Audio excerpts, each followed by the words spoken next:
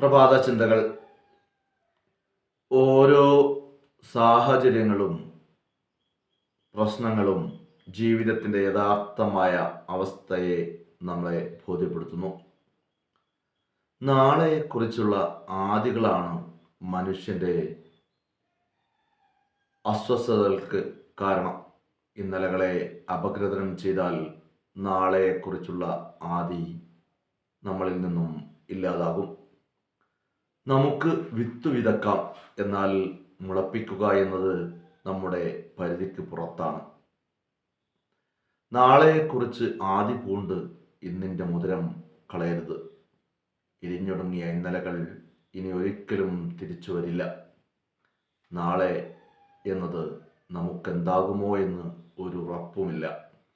എന്നാൽ ഇന്നലകളിലെ അനുഭവ പാഠങ്ങൾ നാളേക്കുള്ള കരുത്താകണം. നശ്വരമായ ഈ ജീവിതത്തിന് വേണ്ടി ആകുലപ്പെടാതെ അനശ്വരമായ നാളെയോർത്താകട്ടെ നമ്മുടെ അസ്വസ്ഥതകളും ആശങ്കകളും. പ്രഭാത ചിന്തകൾ നാളെ മറ്റൊരു വിഷയവുമായി നിങ്ങളോടൊപ്പം. നമ്മുടെ ചാനൽ സബ്സ്ക്രൈബ് ചെയ്യുക, ഷെയർ ചെയ്യുക.